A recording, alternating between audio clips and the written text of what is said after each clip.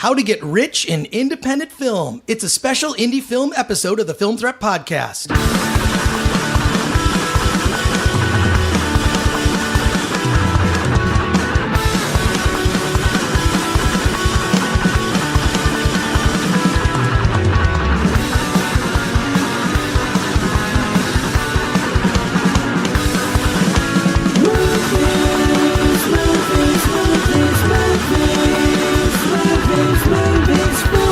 Welcome to the Film Threat Podcast. I am Chris Gore, joined as always by Anthony Ray Bench. How's it going, everybody? Hey, this is a rare episode where you and I, first of all, are in the same room. Yeah. Because I've been traveling to a lot of conventions lately, and we're finally together. I much prefer it when we're together. Yeah, first of all, what I like about it is we always see different movies. You see movies that I don't see, I see films that you don't see. Yeah. And then we argue about it, and it ends up, I don't know, it ends up turning into a podcast. But I'm excited to announce that for the very first time, we actually have a sponsor of the Film Threat Podcast. We do. We do have a sponsor. It's an awesome sponsor. It's an awesome sponsor. The company is videoblocks.com, and videoblocks.com is a film stock service where for $149 a year, you can use all the stock footage that you'd like and stock audio. And you know what? I want to talk about it later because we actually have a special guest on the show. But I just want to mention at the top of the show that we have a sponsor video. And if you go to videoblocks.com/filmthreat, you'll be supporting this podcast. You'll support Film Threat. You'll support the podcast. So go to videoblocks.com/filmthreat. We'll tell you more about VideoBlocks later in the show. How do you spell that, Chris? It's videoblocks.com/filmthreat. So support the website, support the show, and we'll talk more about VideoBlocks later because I have a specific reason for that. But also, we have another live show. You know, we plug all the live shows that we do on the podcast. So we've done conventions, we did San Diego Comic-Con, Dragon Con. We are going to be at LA Podfest, and it's at the historic Biltmore, which is interesting. We're doing a live show on Sunday, October 9th at noon.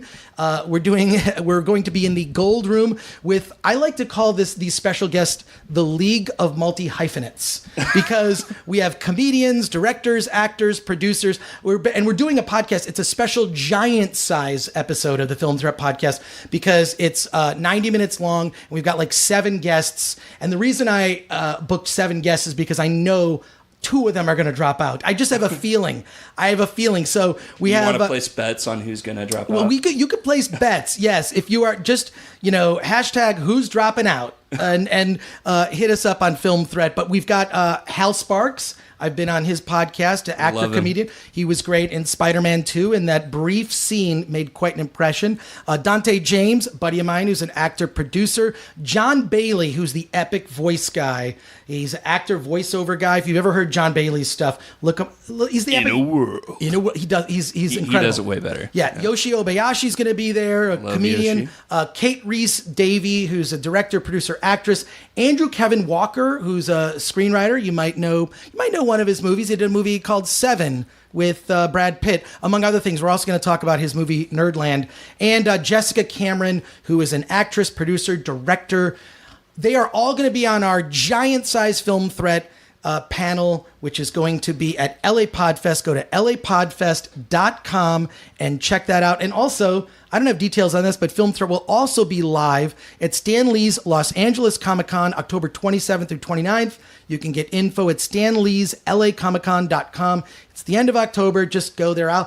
That's my favorite convention. If you just go, I love that one. I love it because it's in LA and I can just take the train to it, which is a lot of fun. But we'll be doing Film Threat live there. But I don't have the guest lineup because I don't even know what time or day it is. But they're going to tell me. They promised they'd tell me in the next few days. So if you just go to our social media at Film Threat, you'll see all this stuff. Wow, that was a lot of. I did not expect to do that many plugs at the top of the show. So my apologies, folks. I powered through it. But we have a very special guest with us today at the Film Threat Podcast. And I ran into Richard Schenkman as I was walking in through the Film Threat receptionist area. I walked by the receptionist, said hi like I always do, and walked past there. And there's this long hallway to get to the Film Threat offices. And the palatial studio where we're recording this now, which is pretty amazing. Just refrigerator stocked with Red Bull, pretty much anything you want to drink, beer, margaritas. But Richard didn't want any. He just wanted water, room temperature water. Richard Schenkman, a longtime friend of mine, over 10 years now. 20 years, since the 90s. Richard is an indie filmmaker, someone that I admire, who's an artist, who has powered through the good times and the bad, made films that have gotten a great amount of attention, and films that I'm looking at IMDb and I go, I know, I've never heard that movie. And you made that movie? How did that happen? So Richard is here to talk to us about all things independent filmmaking, because I know, first of all, I have to say, Richard, welcome to the show. Thank you. It's an honor to be here with Chris and with Donald Logue. Yes, Anthony does look like Donald Logue, but just I've never got that one. And just to clarify, I'll take it. I thought you were being sarcastic. I thought you get it all the time. No, really. Oh. Just to clarify, full disclosure, there is no receptionist. We don't have a palatial thing. Richard walks in, and I am in the middle of doing my laundry at my palatial estate. Not very glamorous. Not glamorous at all. I'm like trying to get my laundry out of the dryer before he comes over.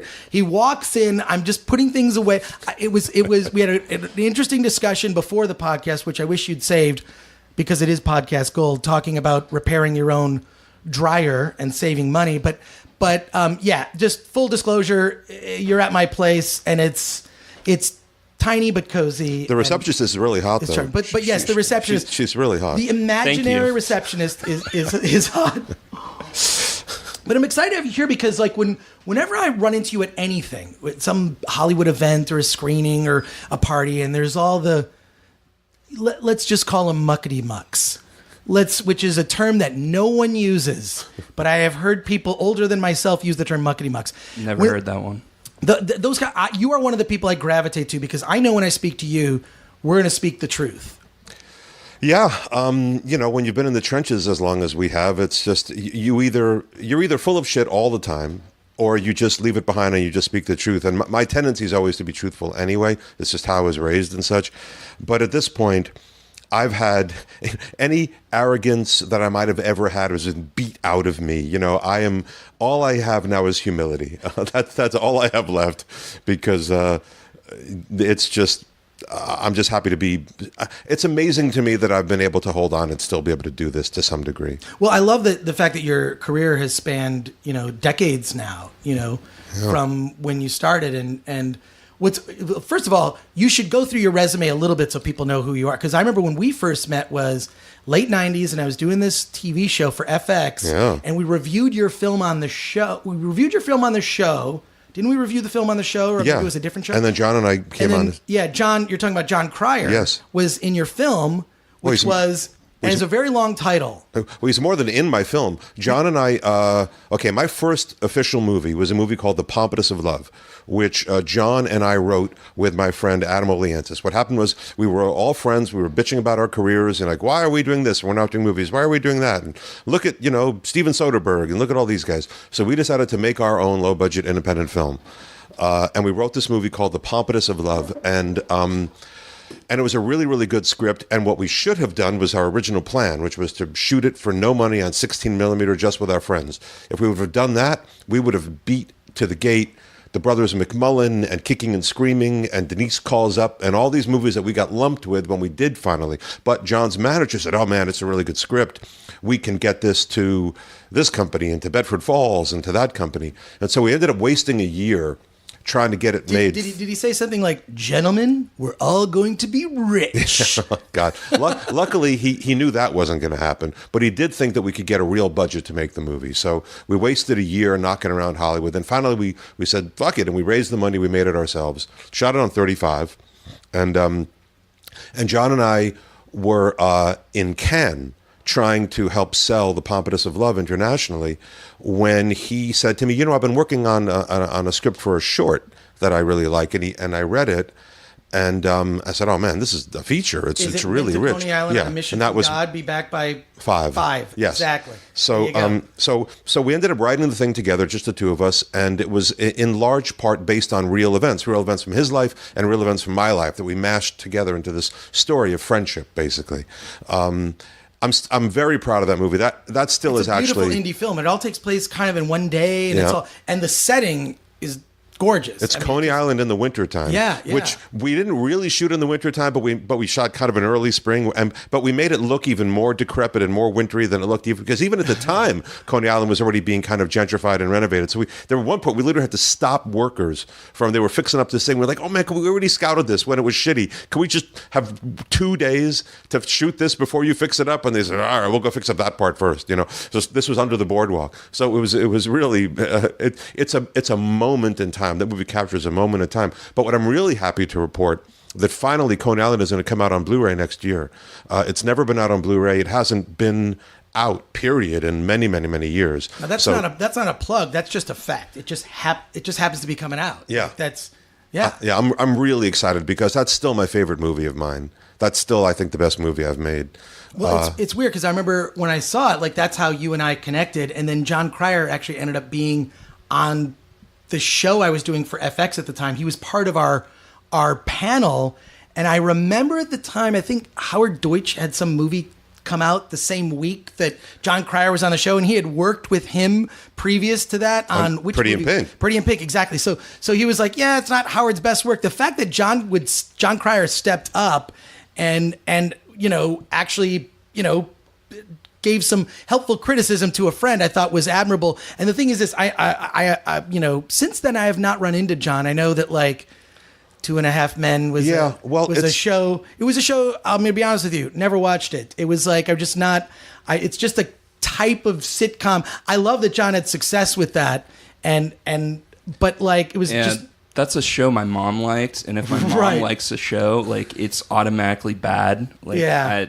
I didn't watch it. It's a genre of comedy that I just, to me, it's like nails on a chalkboard. I prefer the more realistic approach to comedy, like a Parks and Rec or The Office and whatnot. But in any case, I love John, and he was on an episode of Howard Stern. He was amazing because he has a book out, right? Like he did it about a year or so ago. Yeah. Oh, he was great on the show. So I just know him to be. My experience of him is he's also like yourself, very honest guy that doesn't mince words when it comes to talking about stuff. No, indeed, he's funny, he's honest, he's smart, he's deeply experienced. He's a good guy. Unfortunately, the reason you don't bump into him is because at this point he never leaves the house. He goes to work and he goes home. He goes to sleep, and he's got a young daughter. He goes to sleep at 9 o'clock. He gets up at some ungodly hour, and I try to get him to do stuff. Never. Really, you couldn't get him to be in like another indie project of yours, or? I have tried twice to get him to be in indie projects of mine, and it hasn't worked out. Just tell him I'll pay you scale. It'll be good exposure for your career. Yeah, I think that might motivate him to want to do every actor loves that. Yeah, exactly. They love that approach. But I mean, this is why I really wanted you to have you on this special episode, is because I love dispensing truth to indie filmmakers. There is this thing that is, that people get infused with, which is the language of go for your dream. Yeah. Go for your dream. It's this sort of flowery, like if you focus on this and you just go for your dream, it all come together. And I think I like that kind of passion. I love that passion of people that have the go for your dream ideal in their brain. Having said that, you need to be armed with real world, how the business of show business works, how indie film works, how you can you can really make a living at it. Are you going to get rich? Probably not. But can you make a respectable living and be an independent filmmaker? Absolutely. If you can carve out an audience of, 10,000 to 100,000 people that like what you do, that's an audience that will support you. You can make a living as an independent filmmaker. It's funny, whenever I do a panel, like at a festival or something like that, I always pride myself on being the sort of honest guy. And I've had people come up to me at the end later on and say, the stuff that you said was the most useful stuff on that panel. Yes, because it's real world stuff. It's like we were talking about even before the podcast started about companies we've worked for that like took 2 years to pay us money they owed us, or and that's actually pretty common. 18 months, plus getting paid from. We're talking about large, respectable companies that you would know. Well, it comes down to a very, very simple thing, which is at one point, these companies all figured out that the thing that all we artists have in common is that we love the thing so hard that we would do it for free. That theoretically we would do it for free. Right. And at some point that went from being, at one point, at one point that went from being sort of a theoretical concept to a business plan. It's a business model. To a business model. This is the thing I want to hit indie filmmakers. I would hit them metaphorically. I'm not going to be involved in any sort of abuse. I'll knock them the fuck out. I don't care. The Film Threat podcast is a safe space. But the indie filmmakers that say things like, I just want to get it out there. And that drives me mad when they say they just want to get it out there, because I feel the most successful filmmakers, the most successful filmmakers are they have two brains. One is the creative brain. The other half of the brain is all business. And when you look at the most successful filmmakers, everyone from J.J. Abrams to Steven Spielberg to Christopher Nolan, these are people that are shrewd business people, additionally happen to be creative people. Because it is not the best and most creative people that excel. It is the people that combine their artistic side with the business side. And in many ways, I would argue that the business side, if what your goal is to get your films out there and get them seen and to make money, the business side kind of actually wins. I feel like focusing on that, because I think the artistic side is something you always are working on. I mean, there's always an education in being an artist, whether you're reading, I'm reading David Lynch's book, it's about transcendental meditation, and he talks about fishing for ideas. God, I just put it on my Instagram. I forget the name of the book, but I can look it up. Yeah, you can look it up. But I love to read books about creativity, but I think that, and the creative process and how that works and how you can be better as an artist. And I think that that's a lifelong education. You never stop, coming up with creative ideas and honing that skill. But people who excel in business, I think, end up actually being more successful in this industry. Well, a lot of times, though, you have filmmakers who are lucky enough to find a partner.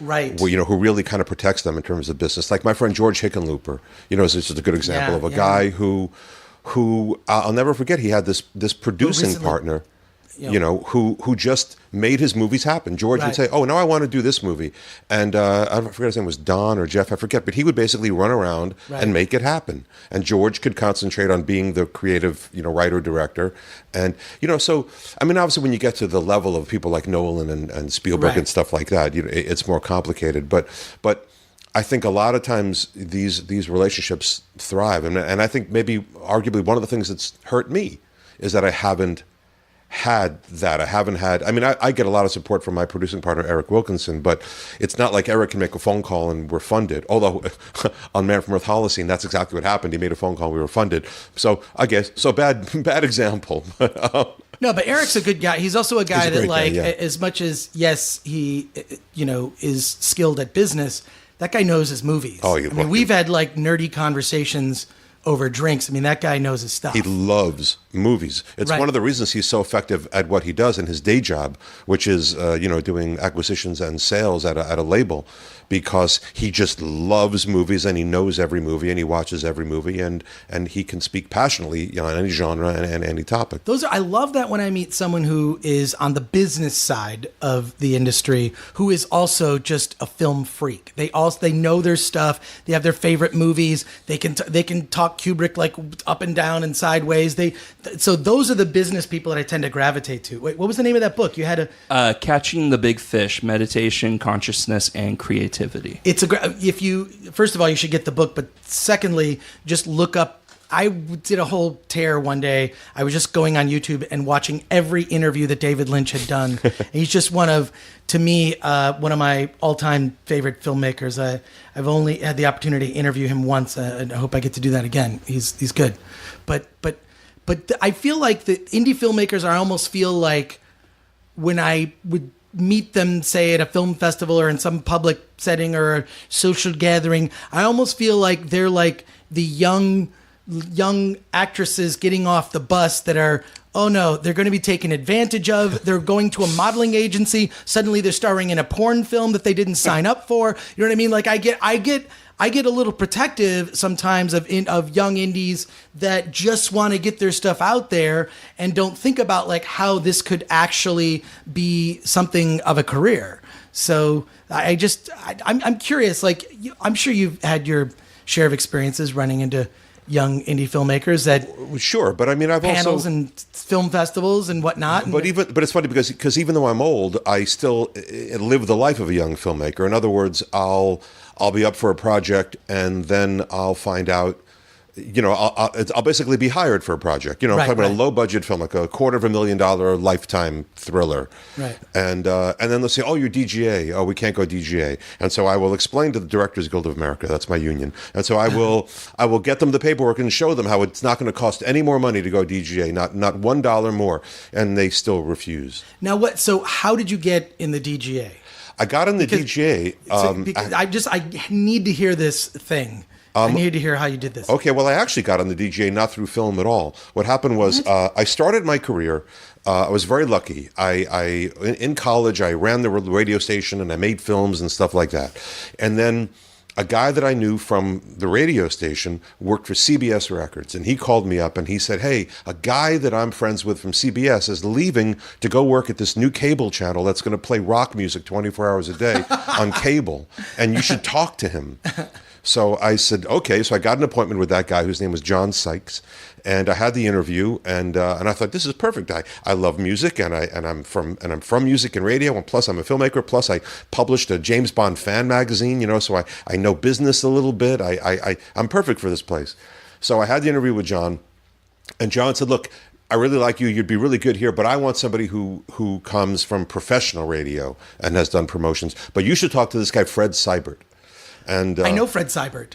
I know Fred. I love that guy. He was the oldest executive at MTV when MTV first launched. I think he was like 32 or 30. And additionally, the whole thing with that, Neil Armstrong on the moon, like planting the flag that was his idea. Secondly, no. Okay. Well, he shepherded that idea. Yes. Well, he was my boss. Right. So, and additionally, I remember him explaining to me about the logo for MTV because it was originally a bass clef with like the word TV on it, like a note, right? A musical note, lame. And then TV. And it was like, no, it's MTV, the letter M, it's MTV. It's not, he had to like explain the whole concept. It's so funny. So you worked for... Do you know what the M is though? Yeah, yes. Music television. No. But I mean, graphically, do you know what the M is? No. It is the M of Superman turned backwards. You're kidding. Nope. Really? I never knew that. Spray with the TV spray painted on it. Oh my God, I never knew awesome. that. That's cool. So I interviewed Fred Seibert. He interviewed me rather. Yeah, right. And he says to me, okay, I'm going to hire you. I don't know what your job is going to be exactly, but I'm going to hire you. And he said, you know why I'm going to hire you? And I said, because I've got music in my blood. I ran the radio station for 4 years. And he said, nope. And I said, because I'm a filmmaker. I worked at the campus TV station and I made movies and I've been studying film my whole life. And he said, nope. He said, it's the James Bond magazine. He said because I tried the same thing. I started a jazz and blues label when I was a kid and failed miserably. And you were able to take this thing that was your passion and turn it into a successful business. He said, the technical stuff here, like this, what you have to literally learn the tech stuff about how to make promos. He said, you can do that in 2 weeks. He said, but to be able to take something that you love and turn it into a successful business, that can't be taught. He said, so that's why I'm going to hire you. Whoa. What a cool guy. I mean, like Yeah, he was brilliant. He is brilliant. I love Fred. Like of course he does his company Frederator. Yes. Which is a cartoon development. Including the amazing Adventureland. Adventure Time. I met him in a weird way where I was doing, this is in the 90s. When I was doing Film Threat magazine, we did a spin-off magazine called Wild Cartoon Kingdom, which was basically, we originally were going to call the magazine Film Threat Junior because our Ren and Stimpy magazine, our Ren and Stimpy issue of Film Threat magazine was one of the best-selling issues of Film Threat at the time. We just sort of hit something right when it was popular. So they wanted to do a spin-off cartoon magazine, and I said, we'll call it Film Threat Junior. It'll be like highlights for kids. But we were going to just put in all sorts of weird jokes and stuff. so they said, no, you can't do that. I said, we'll call it Wild Cartoon Kingdom, which actually the name, I believe it was John Chris Felucci who came up with that name, if I remember correctly. Oh, wow. But we did another Ren and Stimpy cover story. We did cover stories on whatever was popular in cartoons. I think we did like 6 issues. If you can find them on eBay, there's 2 issues I'm missing.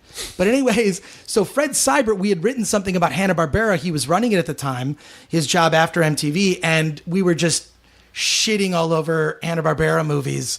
You know, it really was like Film Thread if we only wrote about cartoons. So Fred kind of said, can I just take you to lunch? And he was the nicest guy, didn't complain about like the press that we did, just said, hey, you know, here's what I'm trying to do. And he kind of like, he mentored me in a way and gave me a lot of really interesting advice. So that's funny that you cross paths with him. And he is one of those guys that I think he really enjoys the idea of being a mentor. Well, I was just going to say, I didn't cross paths with him. He was my mentor. I mean, he was absolutely the mentor in the first part of my career. I was a kid out of college, and he hired me to work at this new thing that eventually got called MTV. Wow. And it was called the Music Channel at the beginning. The Music Channel. The Music Channel. Wow. Yes, and I'll never forget, he brought me to a meeting with an ad agency that was, you know, pitching the concepts before we landed on I Want My MTV. And their big concept was, look your music in the face. And and I remember, you know, I remember in the elevator on the way down, I said, why don't you let us do it? You know that we could, because basically Marcy Braffman and I wore the on-air promo department. Oh, it was called Program Services at the time. Wow. And eventually it became known as on-air promos. But literally at the beginning, it was Marcy and me, and we answered to Fred, and that was the department. And then Mark Chusett came, and then Elio Camera, and eventually people like Mark Pellington. So then who did then the Neil Armstrong? I know that like that was... Well, we didn't do the animation, but basically what happened was Marcy and I were tasked with creating these promos, but there was no money to shoot anything. And what we were supposed to do was basically use the library of music videos as our stock footage library. If only we had video blocks at the time. Right, we could have paid $149. Video Great plug. Videoblocks.com. Well, of course, there was no .com back then. But Videoblocks.com/film threat. Go there, $149 a year. They're going to sign up for a trial basis. Audio clips and video. I actually want to talk to you about this seriously later. But in all seriousness, but we didn't have stuff like that. But what I knew from being a nerd as a child was that the GSA, the Government Services Administration, had all these movies, you know, health movies and duck and cover movies and all that, and they were all free because they were in the public domain because you know, we paid for them. We the people paid to have them made, and then I guess somehow. Marcy and I figured out together, it might have been her, I don't know, that all the NASA footage by the same token was free. I knew it because I'd written to NASA when I was a kid, and I'd gotten all that paperwork that they would send you. So we figured out that all the NASA footage was free, and then that's out of that brainstorming session is when the whole rocket ship and landing on the moon and all that. And then so we pitched that to Fred, and then he hired animators to actually do, you know, where the flag became the M and all that stuff. So you're saying it was your idea, basically? It was Marcy and me. Right. Wow. So I love that because I do have friends that are indie filmmakers that work in production services. They're editors for reality TV shows, or they work in some level in production, and then they've got an indie project on the side or a web series or something else. I do think it's important to have, like, you've got the day job to be a responsible adult while simultaneously having the passion project. And I'm trying to think if I don't think in the whole history of my professional life, I have never only had one job. I've always had a job because I'm a responsible human being, and the passion project. And I do hear stories about you got to give it up. You got to go. You just got to do the passion project only. And I think that there's some truth, that some good advice in that. As long as you're not going to put yourself in a debt or at risk from a health standpoint, if you can somehow pare down your lifestyle, comedians do it all the time. You know, there's like 4 guys in a 1-bedroom place, so, you know, living on almost no rent. Our friend Yoshi Obayashi, I don't know the last time he paid rent to anybody, but one of the nicest guys in that. I mean, that guy will do you a million favors. Where Yoshi's amazing. But you pare your lifestyle down so you can focus completely on your art. I wish I had the luxury of doing that. There's something in my weird lizard brain that will not let me do that. You're a busybody. You're constantly going. I loved working at MTV, and it's like you're being paid to make short films constantly. Constantly, it was. In fact, what I've said to people who've asked me about it is the number one thing I miss about MTV is the pace. I would get an idea on Monday and I'd pitch it. I'd get the script approved on Tuesday. I would produce the audio track on Wednesday. I would cut the video on Thursday, or maybe online at Friday morning. I would deliver it by noon Friday. It would air Friday night. It would hit the air Friday night. That was week in, week out. And I'm not talking about one spot. I'm talking about sometimes 5, 6, 8 spots in a week. It's literally like you're going through basic training to be a Marine of a filmmaker. Because and the other thing is there were no blockers in terms of layers of approvals. I feel like what the studio system and so many have been saddled with is layers of approval. Just having dealt with my share of large companies, there are layers of approval where a sign-off has to be here. Then they have to sign off on talent. There's a sign-off on the script. Then there's the standards and practices. So it sounds like you were there at an era where there were the obvious things you weren't going to say fuck in a MTV commercial. So the obvious things to not do.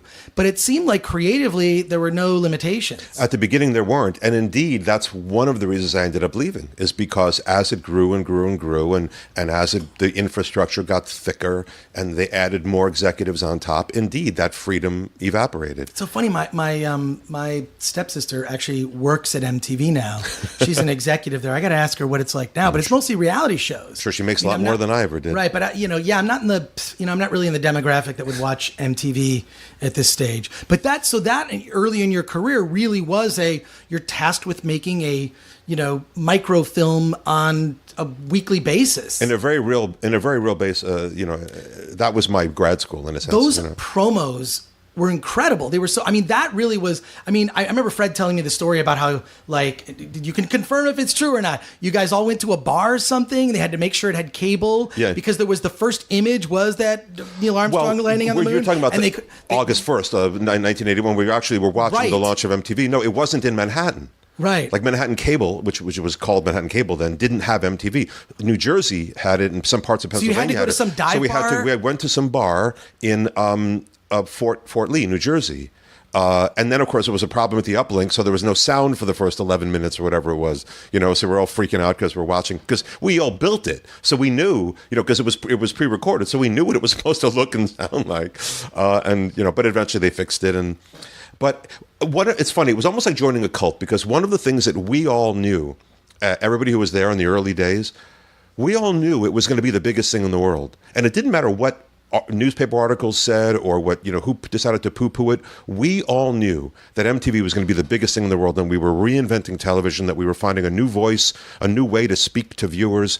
Like that, my department, that's what we were doing. We were literally changing the rules on how a TV network speaks to its viewers. And it was so exciting because you knew it every day. That's what you were doing. But also it was in the zeitgeist for that time, right? But we didn't have the internet. The internet didn't exist then, so there was no way to just be able to tell. You just knew that it was in the culture, and there were those artists like Madonna, who was always kind of ahead of the curve, sort of co-opting fashion and certain aspects of music for her look and whatnot, because she was in touch with the people on the fringes, so to speak. But MTV was it was a phenomenon. It was, and it changed so many things. And it fed both ways. In other words, MTV, you could say MTV created certain artists, but it was because those artists came of age at that time. Duran Duran. Right. Was there ever a more perfect MTV band than Duran Duran? Right.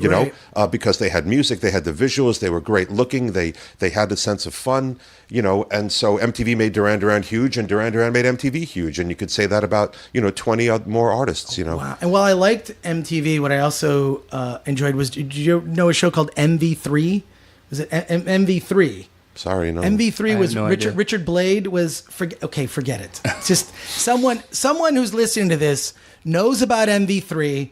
Tweet at us and let us know that you know that. So I have an MTV question. Like, it's common knowledge that "Video Killed the Radio Star" was the first video that they played. What was the second? Oh, okay. I'm not. What is this, trivia? I'm not a trivia man. I've always wondered that. I could never find out. Because oh my gosh, that actually is a good trivia question.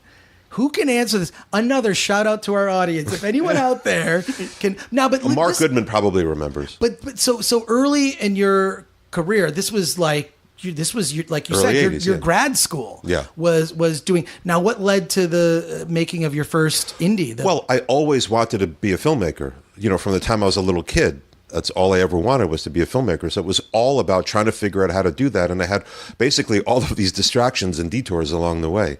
But finally what happened, I was at MTV, and then I started my own production company to do commercials and promos and, sales presentations and videos for Swatch Watch and all kinds of really cool things. And then in like 89, 88, 89, whatever it was, I took all my money and I made a 35 millimeter short. Because in those days, that's what you did. You made a 35 millimeter short, and you showed it in Hollywood, and everyone said, "Oh, he's great," and then you got hired to make movies. And you had probably, through your MTV career, I'm just going to guess, and this actually is going to lead to a helpful point. Well, I promised to tell you how to get rich in indie film.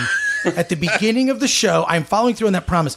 What you had done, whether you knew it or not, was you had built up a huge amount of favor currency. Yes. Through your work at MTV. So by dealing with labs and dealing with production services and dealing with people in the industry other creatives who you would hire, you had built up favor currency and people owed you favors. And I will say this, just as someone who has also done my share of zero budget to no budget to low budget projects, favor currency is money that it's better than cash. Right? It's you can use that favor currency once built up to move mountains. So especially if it's a project that people actually like. Exactly. So if you have been around as you were, helping people out and doing favors for other people, that favor is, look, if it's as simple as if you help a friend move and they have pizza and beer waiting for you at the end of you bringing in their couch and all their boxes, then they've got to help you move. It's as simple as that. It's that whole concept of deposits and withdrawals. So I made this short, thinking, okay, now I'm going to be a famous filmmaker, and it just didn't happen. It got into the AFI festival, and it won some awards, and I got a few meetings. I came out here to LA, and I got a few meetings, and everyone said, yeah, it's really good. So what have you got? And I said, talent, and what I didn't know at the time, because at the time there weren't podcasts and there weren't 5,000 books on the shelf about how to be an independent filmmaker. I didn't know you needed to have a script. Right. All set to go that was of a similar genre to your short, that people could say, oh, he could do that, so he could do this. So I basically went back home and started writing. I started firing all my clients and writing, and basically drove myself into the poorhouse. And over the course of about a year, my long-term relationship ended, and then it was 1990, and I had no money and no job and no career. And then the phone rang, and I thought, oh, shit, now what do I do? I really thought, now what do I do? And then the phone rang, and it was an old MTV executive who had left MTV to become the president of Playboy's entertainment division. And he said, Schenkman, I need you.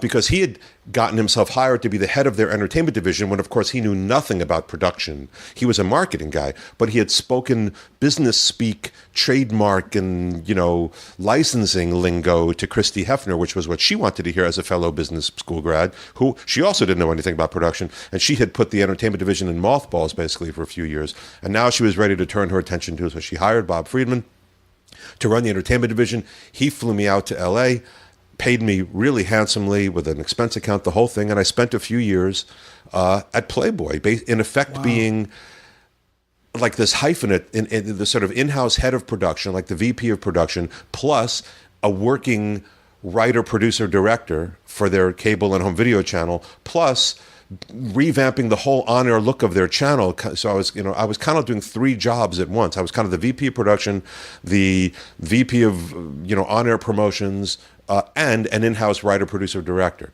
So for several years, it was the greatest job in the world. So how did you juggle that executive brain and that creative brain? It was. What were the challenges? It's exactly what you were saying before about, as an indie filmmaker, you need to be both a creative and an executive, and it was literally that. I would think, okay, they've given me this pile of money. They've given me $400,000 to make this stuff that they say they need for the channel. How do I stretch that way farther than they think it can go? How do I make all kinds of really fun stuff that I think will enhance the channel and enhance the brand? And so I brought in fellow filmmakers. I found writers. I found editors. And all of the low budget tricks that I had learned working at MTV, working in cable, doing promotional videos for Swatch, where again, you're given $30,000 to do a thing that an agency would charge $150,000 for, all of those skills, I applied to this. And I'm going to guess that at some point during your tenure at Playboy, you saw somebody naked. I'm just going to throw it out there. It's probably something that happened. I did, Chris. Yeah. I did. In fact, but what's weird is look, I've been involved in projects that had nudity, and it's very clinical. It's very professional, or it's a lot of fun, or it's a lot of fun. Exactly. My friend, one of the lifelong friends that I made at MTV is a guy named Midge Ure, who used to be the leader of a band called Ultravox, which was huge at MTV. And so Midge is a dear, dear friend to this day. But when I was at Playboy, I actually hired him to do some work for me at Playboy. He wrote the theme song to one of our shows, for example, which I think made him a lot of money. But he would love to. He said, "It's my friend Richard. It's his job to tell the girls how to take the clothes off. That's his job. They pay him to tell the girls how to take the clothes off." He loved that. He loved that aspect of my career at Playboy. And of course, here we are on the day after he was announced that Hefner passed away. And you mentioned George Hickenlooper. He also he passed away too. And if you're listening to this podcast in the year 2070, we are all dead. And everyone we have spoken about. Speak for yourself. Everyone we've spoken about is dead unless they do the head in the jar thing from Futurama. That's my plan. We don't know when people are listening to this podcast. They could be listening to it right when it is released or later. But yes, Hickenlooper, that was really sad when I heard that. Yeah, lovely he was man. The nicest guy. I would run into him at film festivals. We'd have conversations, and I interviewed him once at a film festival, like a one-on-one thing. He was just one of those guys that was I love the indie filmmakers that are successful but free with information, right? He was free with information. This is what I miss about film festivals. This is what I miss about attending film festivals. George and I met in a van going from one filmmaker event to another event in, I believe, Fort Lauderdale. and we were friends for the rest of his life. We were good friends. I was there when his kid was born. Some of my best friends are people that I met on the festival circuit. And this is with film festivals. I think filmmakers get too caught up in I got to win an award. I got to do this. The best thing that comes out of film festivals to me are those friendships. It's like going to camp. It's camp speed dating where you just go in, you meet a group of 20, 30 people. You sort of huddle up with the people that you end up bonding with and becoming friends with. And then those friendships, then you'll maybe see them at another film festival. And every time I have had that kind of experience, there are people that are friends for years and I met them at film festivals. I really miss it. Unfortunately, they don't really fly you in anymore. No, the budgets are not what they used to be for those festivals. Sponsorships are. It happened. I'll tell you this. It happened after 9/11. Right after 9/11 that's when the sponsorships and the big money, because previous to that, film festivals got a ton of money, and there was kind of an evaluation of a lot of those marketing budgets in supporting the arts. And it's really disheartening the arts are not as I don't know how well they're supported now by corporations. I don't know. I understand that you can still get brought in. I'm hoping that Man from Earth Holocene will play some foreign festivals over the course of the next 6-8 months, and maybe I'll get to go do. I didn't really have an experience this time around with domestic festivals, but hopefully I'll do some foreign festivals and see a little bit of the world, like my buddy Dan Mervish, who travels the planet. Oh my God, well, that guy, he's always. But you know what? I gotta be. I'm thinking, other than some local festivals and events in LA, I have not traveled to a film festival, and I will say though, I have not actively lobbied to a film festival, hey, fly me out, put me up, I'll cover your festival all weekend. I haven't actively done that, but I'm gonna change that right now here on the Film Threat podcast. If you invite Film Threat to your festival, and you'll make it so that it's not going to be too much of a cash spend for us, basically just bring us there, throw us in a room, and we'll cover the festival all weekend. We've got a pretty decent social media following. We could actually get a lot of exposure for your festival, but you're gonna have to. You gotta help us out. You gotta help us out. Help us help you. So Throw us a bone. Contact us, filmthreatgore@gmail.com. Contact me. You want to invite me to a film festival or whatnot? Well, we'll work something out. Because that was just something I sort of fell off the circuit when, you're right, those budgets just diminished, and it's really now it's a line item on a budget for an indie film is festival promotion. Another 50 plus grand, travel and whatnot. So, yeah. But wait, while you were talking about James Bond earlier. Sure. And is this a paperback it says first time in paperback, it's You Only Live Twice. Is that I love to collect old paperbacks. Is that worth anything? As a James Bond fan, probably not. Not really. Let's see. The kitsch value. It's a good shade. Is it a first? Yes. Is it a first? It's not printing? a first edition. It's first time in paperback. It's not first edition. But they would print that on a bunch of. Right. Yeah, you have to remember these. This might be a first printing. Yeah. July 1965. You have to remember, in July 1965, James Bond was the biggest thing in the world. Yeah. James Bond was like the Star Wars of its time. So there would have been a lot of copies of this printing. Yeah, it's worth nothing. Thanks for that. I'm sorry. You stole it from the book exchange for nothing. I did do that. But this I one actually did do that. has Sean Connery's signature in it. What's this? Yes, yes. That I copied from eBay, but no, but yeah. So from all of those experiences, from MTV to Playboy, what made you cut loose, or have you been like myself? I try to have like the day job and the side project, because Film Threat in its entire history has never made money. It's a thing that has continued to exist, but it's never been a thing that for some reason, I think a lot of it is the fact that like indie filmmakers just don't have money. So I remember when we would like say, here's our ad rates. It'd be like the indie filmmakers would be like, well, I don't have the money to pay you. And then the large corporations, they don't really need us. They don't need Film Threat or I mean, I've always said there's more outlets covering movies today than there are movies being made or add TV shows. I mean, it's just like Film Vomit, Jello Movies. There's like every time I turn around, there's some new movie blog by some filmmaker who's got like some idea of how to do it. So it's I think. Well, that's one of the things I think is a problem with Rotten Tomatoes. They seem to give equal weight to the New York Times and the LA Times and Jimmy's reviews for $1. Well, actually, Film Threat is part of that. So Film Threat's reviews are actually part of the Rotten Tomatoes score, which is why Film Threat's reviews are so sought after by indie filmmakers, because they know it might be the only review that they get, legit review. And if it goes into the Rotten Tomatoes score, then they're going to get. Now, it's conversely, if it gets a negative review, I have had indie filmmakers lobby to please take that review down. And just the answer is just no. Yeah. Or it's weird. Listen, my my movies have gotten good reviews and they've gotten bad reviews, and sometimes the same. I mean, I will never forget what cured me of really believing reviews one way or the other was Pompatus of Love. The New York Times gave it an unqualified rave.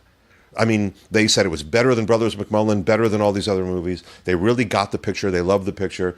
And then I think in Chicago or somewhere, we just got ripped apart.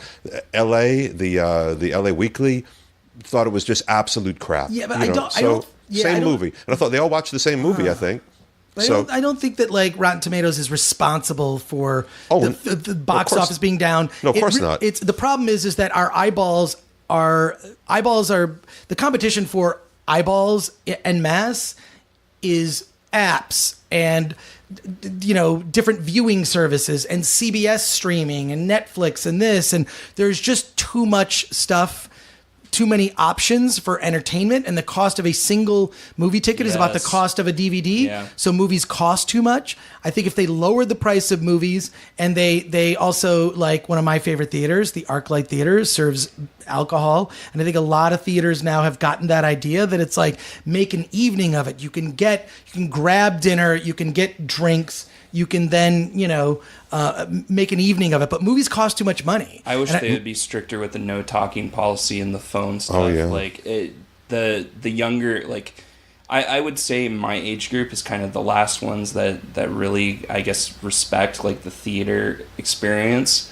The generation before or younger than me are the ones that text during the movie. So it's like you're already an old person. Yeah, and yeah. you already I'm a get off my crotchety old lawn. man. Well, it depends how they're raised. My daughter is 16, and she would never talk or text during a movie, but that's because, I've raised her with a cattle prod, My kids either.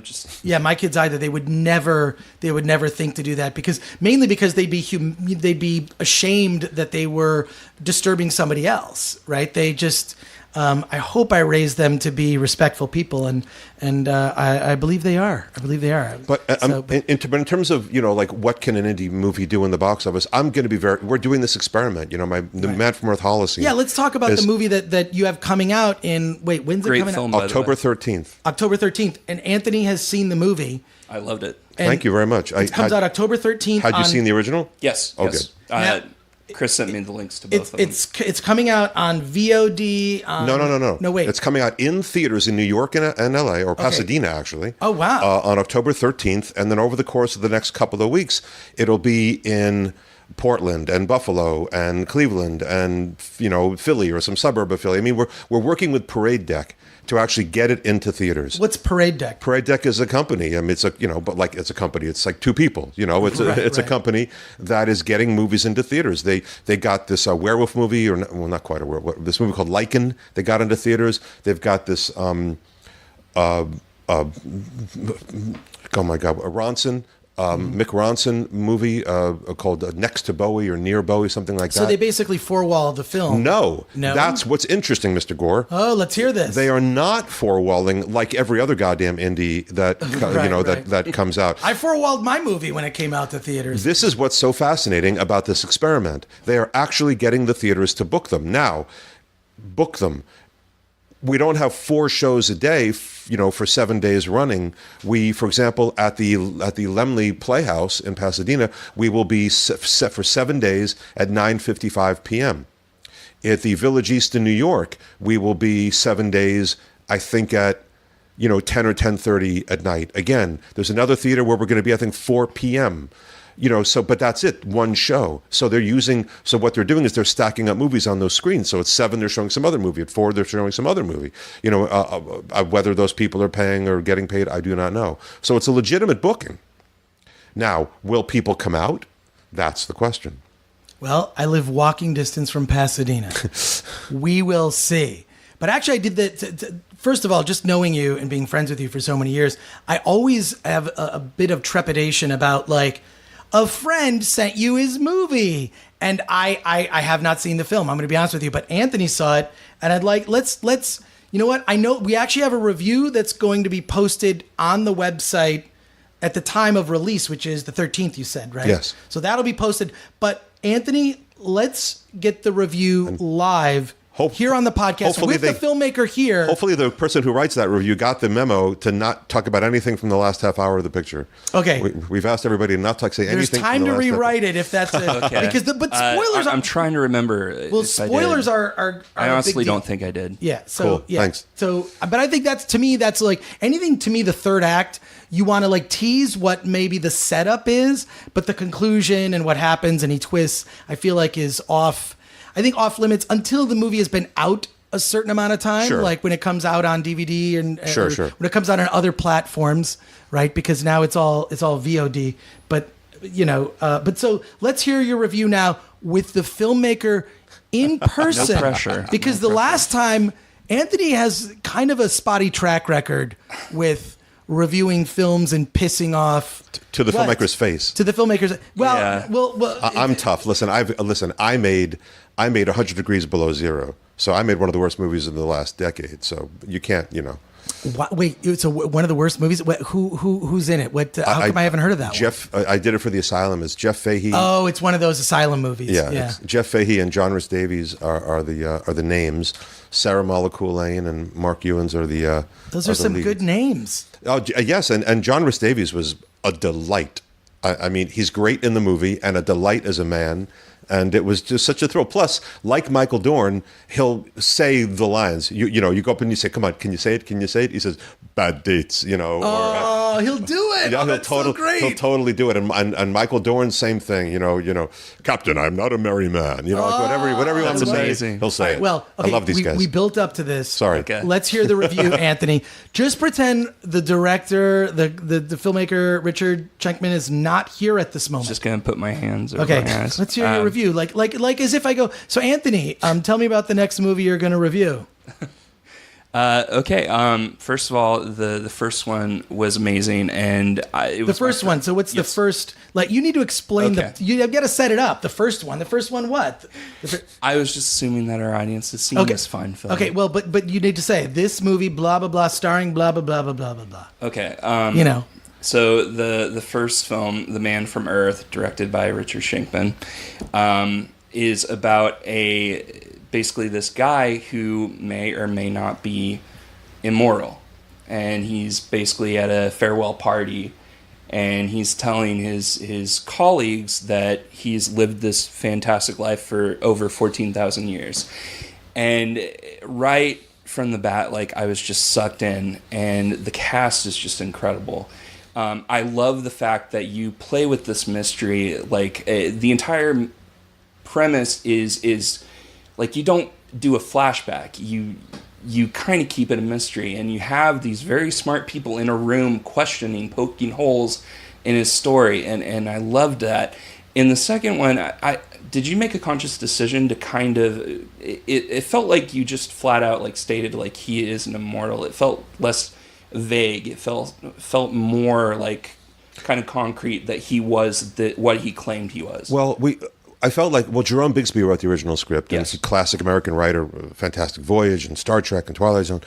And in his script, it becomes pretty clear from an incident at the end. I mean, if you want to believe that John's story is not true, you can definitely walk away believing that. Yeah. However, there is an incident with Richard Reilly's character that, I think for most people makes the little twist, basically, at the end is, oh my gosh, even though he told them it was just a story, it actually is true. Yeah. Unless you choose not to believe that, which is cool. But yes, moving forward. That's the twist of the original John of the Bixby. original. Yes. So we basically, we had to land somewhere if we were going to continue the story. And so where we basically landed is that, yes, it's true. Okay. He's for. Yeah. But it's this falls in the category of genre that I think is growing, which is lo-fi sci-fi. Right. You start with it's more built on the concept and what I believe the Twilight Zones were not built on special effects. Those stories were not, I mean, they were rare. It was rare that they were special effects in an episode of the Twilight Zone, but it was built on an idea and how that idea, science fiction, how it affects man. How mankind, and by mankind, I also mean women and gays and trans people, and I'm saying, yes, look, our language is, so how mankind is affected by something, whether it's a new innovation in science, whether it's discovering that, we're aliens, whether it's discovering that there are giant spacemen that came from outer space, whether it's discovering that an alien armada has come to basically take man and turn them into cattle, or that there's some wish machine, that there's like a simple concept and it's all about those performances. So I love lo-fi sci-fi. It sounds like I would like this film. I mean, the first one is just basically people in a room. That's the entire concept, and it is just fascinating. It's riveting. It's really, really great. But what I was getting at with kind of the mystery, like you did bring up, it is that incident does kind of make a convincing case, but I did choose that is something that could have been fake, just like all the other stuff. I think the film taking that stance where it is kind of accepted that he is an immortal, kind of took the fun out in a way. But it was still a great, enjoyable film. I loved the cast in the second one. I thought they were really just interesting. So where does the second one? The second one is a sequel. It's 10 years later. 10 years later. He's a college professor. What he's done with most of his life is basically be a teacher. He's done some other things here and there, but mostly he's tried to be a teacher. So now it's 10 years later, and he's teaching at a small college in California, in upstate California, in Chico, California. And as has always been his whole life, his students love him. They adore him because he's so charismatic and he's so smart and he's so cool and handsome. And his students have just always he smokes pot with the students. He's one of those kind of professors. So everybody loves him, and so we meet these 4 young students who are acolytes of his, and they really adore him. And make a long story short, they kind of stumble onto his secret. And then they investigate it more. What happened was Art Jenkins, the sort of antagonist of the original film, played by William Catt, greatest American hero, William Catt, has written a book about that night, and it immediately vanished. It didn't succeed. In fact, it kind of torpedoed his career. But the kids discover the book. One of the kids discover the book, and they read it, and they think, "Oh my goodness!" And they kind of a good hunk of the movie is them investigating whether there's a connection between the person that's the subject of this book that Art wrote and the guy that they know is John Young. I'm glad you're explaining this because I'm really self-conscious. I don't want to give anything away. That's about as much as I would give away. Yeah. So, but I do want to say, and I'm keeping this vague. There is a scene towards the end that is just really tense and really terrifying, and that was just. Dude, kudos to you. Thank you. Kudos to you. I will tell you exactly what we were trying to do with this movie from a creative standpoint. We were trying to expand the world a little bit because, I didn't really want to make another movie of 8 people in a room talking. And indeed, a lot of people who didn't like the original movie or who liked it but didn't love it thought that got stifling. At the same time, I wanted to honor that's exactly what the original movie was about, that the movie was about ideas, about philosophy and concepts and human tension. And in fact, a lot of the tension, it was a campfire tale. By the end of the original movie, they're sitting there in the dark. The only illumination is coming from a fireplace. It is literally a campfire tale. And then the spell is broken when somebody turns the lights on. So I wanted to honor that and bring that back. So what happens is this movie includes that kind of a confrontation, a very intense, very minimal, long scene of just a few people in a room talking. And that basically forms the climax of the movie. To me, those are the best moments. When you look at just as this is a weird example to throw out, but when you look at my favorite Marvel movies, my favorite moments from Star Wars, they're the moments that are where there are people just sitting around talking. Yeah. Where there's, like in the latest Guardians of the Galaxy Volume 2, there's a scene where they're just sitting around talking. There's that character Mantis, and they're just joking amongst each other. They're talking about, she can read their feelings. The character moments are the best moments. And I feel that gets overlooked by a lot of the spectacle. I feel Marvel recognizes that, and I feel the classic Star Wars movies focused on moments and less on spectacle. But that's where I think the true heart of like we're referencing before, Twilight Zone, it's about ideas. Yeah. But you know what? I'm certain, there's not a lot of big special effects shots in your movie. Right, it's just not. There are no special effects. No, exactly. There's a few visual effects, but it's to fix little shit. It's not to make somebody fly. You know what you could do to expand the budget of your film? Stock shots? You could go to videoblocks.com/filmthreat, sign up for the trial, or for $149 a year, and you could, let's say one of your characters, you want them to go to Paris.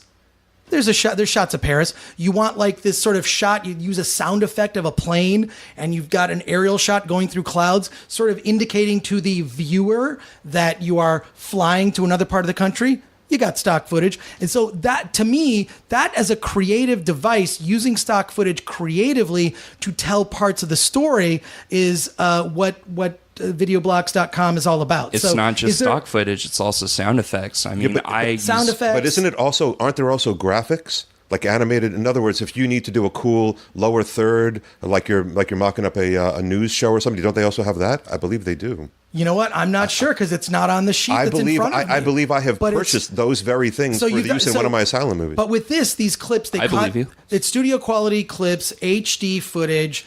There's After Effects templates, motion backgrounds. That's what I'm talking about. Yeah, exactly. It's basically an incredible toolkit for filmmakers for $150 a year. You can content is royalty free. Royalty free. It's $149 a year. makes your movie look like $150 million. Videoblocks.com/filmthreat. I'm just excited that we have our first sponsor of the show, and this ties into our indie filmmaking, how to get rich making independent films, which is the theme of this episode. Absolutely. The movie I'm in post-production on right now, a comedy called Misfits, we have a number of stock shots in that movie, things that, establishing shots that we couldn't, we just didn't have the schedule to go out and shoot. Well, the thing is this, you can get the stock shots, right? And Videoblocks is one of the companies, one of the great companies. Actually, the only company on the internet that does this is videoblocks.com. The only one I care about. The only one I care about, exactly.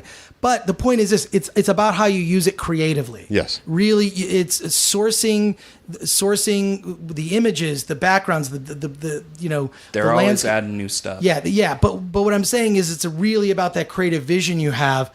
And to use it in a way that boosts the budget and tells parts of your story where you thought, we can't have a scene at the airport, but you can have a scene where a character gets dropped off in front of a busy street, cut to the, you know what I mean? Like they're look, you're a storyteller. Absolutely. And to me, I think the way that this is why you developed into such a successful indie filmmaker was all of that stuff that you did at MTV and with Playboy is when you're working in the promo department, you basically have to make a short film almost daily, right? Exactly. And that you really make your bones. So before, I want to ask you one last question before we wrap it up, but please give the information on your movie so people can, and if they're listening to this after it's open theatrically, how they can get it. So, well, here's what's going on over the next couple of months of 2017 and 2018.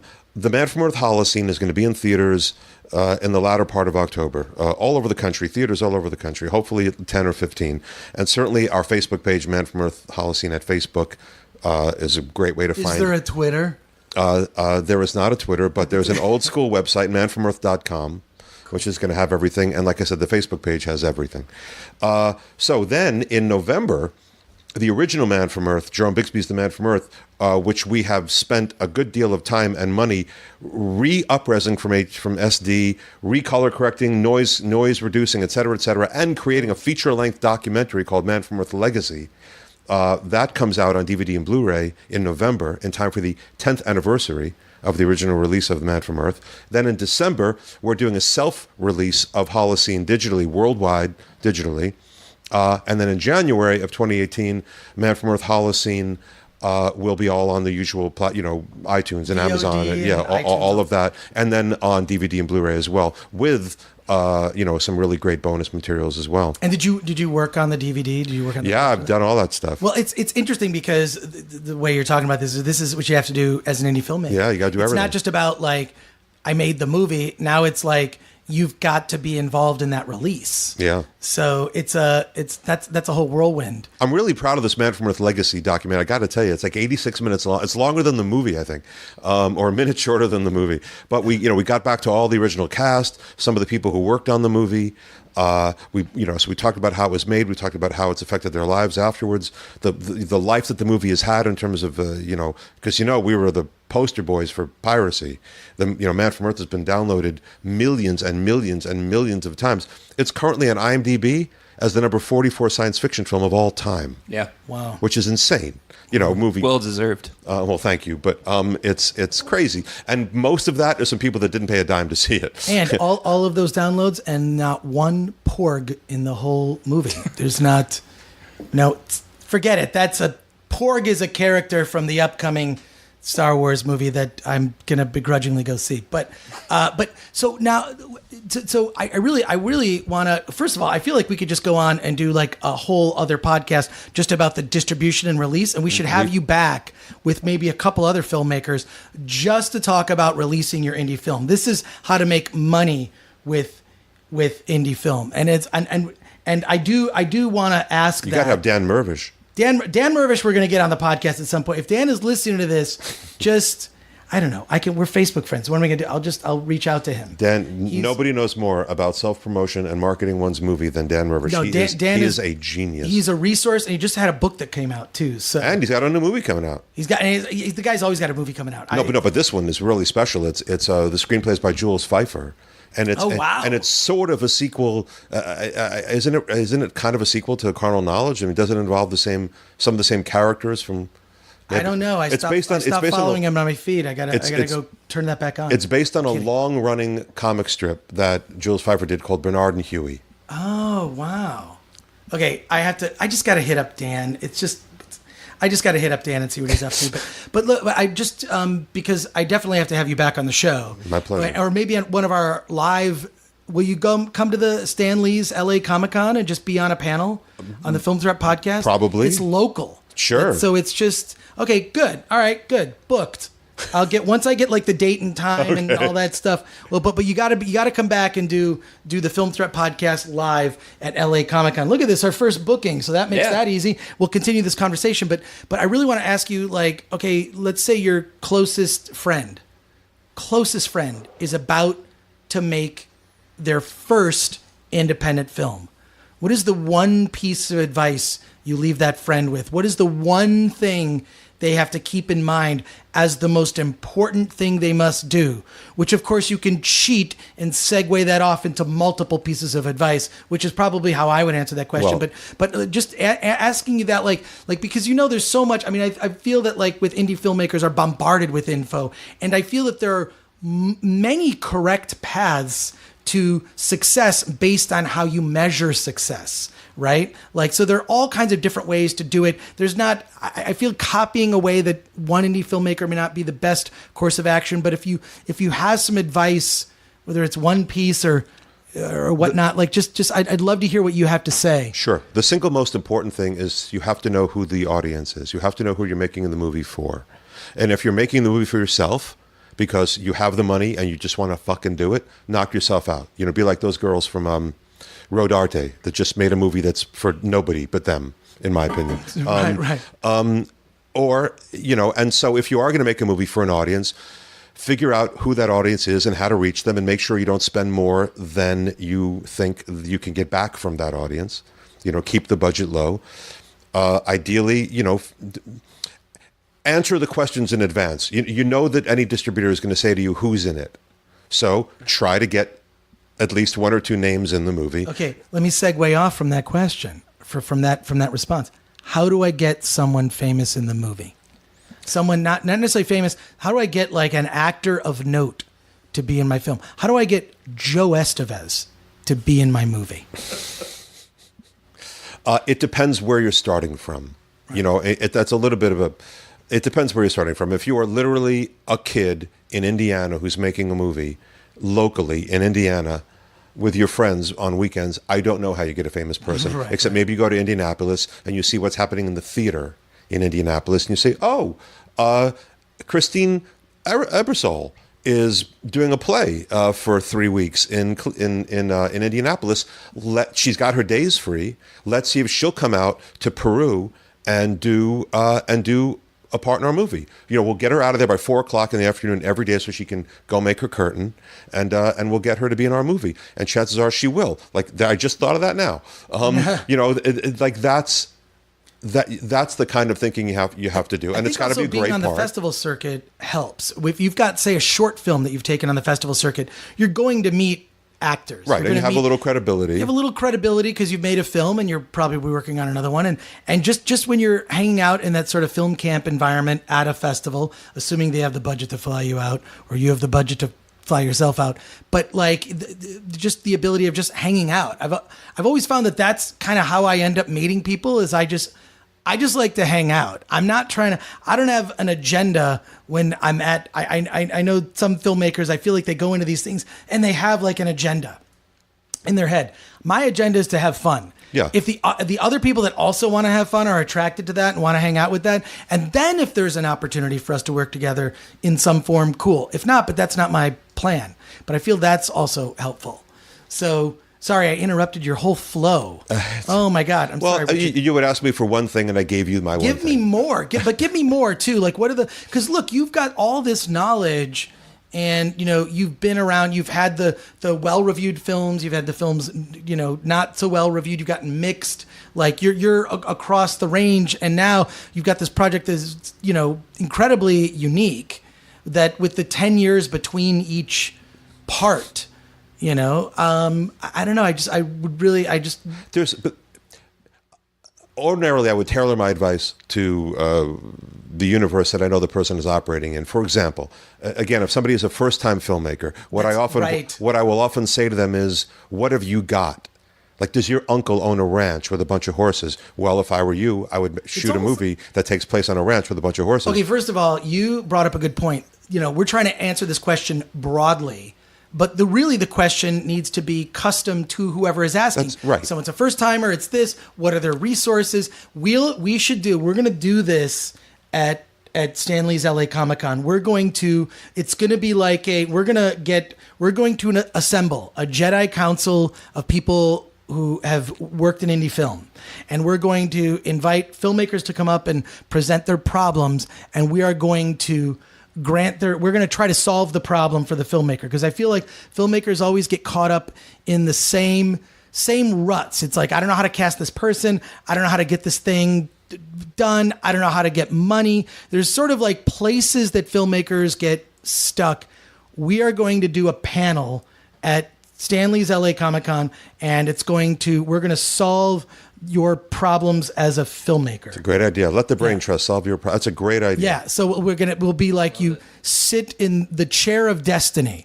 We'll have an empty chair on stage. You come and sit in the chair, and then we're going to make your dream come true by having our panel solve whatever your problem is as an indie filmmaker. And if you have people pre-submit their little story, we could do that. We could pre-select them and make sure you get really good examples of it. Yeah, I mean, look, we'll see it. We'll see if this concept works live. I've actually done a concept similar to that at film festivals. We'll see if it works, because you're right. It really needs to be custom to, because you hear that question all the time. What's an advice you give to filmmakers? And you hear that, which I sort of asked a cheesy version of that.